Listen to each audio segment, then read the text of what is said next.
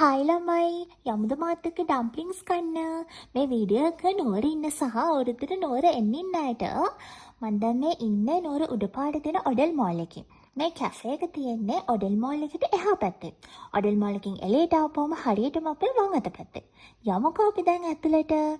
මේක එක එක ජාතියේ රසම රස ඩම්ප්ලින්ග්ස් තියෙනවා. කැෆේ එකේ නම නම් මයි මොමෝ. මොමෝ කියලා කියන්නේ ඉතින් ඩම්ප්ලින්ග්ස් වලටමනේ.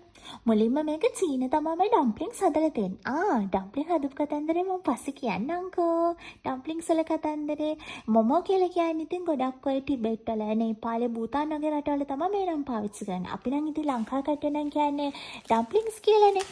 මේකේ ඩම්ප්ලින්ග්ස් ಜಾති ගොඩක් තියෙනවා. මේ නෝමල් සාමාන්‍ය ඉතින් ස්ටීම් කරපු චිකන් ඩම්ප්ලින්ග් එක, චිකන් සහ කැබේජ් මේ දෙකම තියෙන එකක් තියෙනවා. චිකන් ඩම්ප්ලින්ග්ස් උත් තියෙනවා.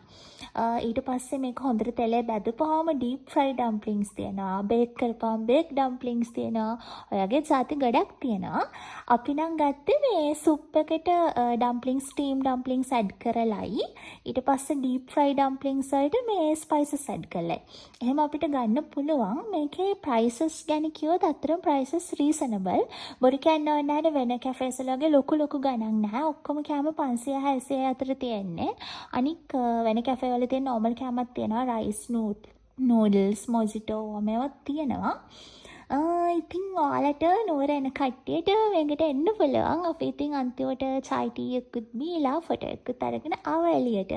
එහෙනම් නුවර ගියොත් එහෙම මේ මයි මොමෝ එකට යන්න අමතක කරන්න එපා. පික්මී සහ උබ ඕඩර්ස් වලින් ඔයාලට ගෙදරටම ගෙන්න ගන්නත් පුළුවන්.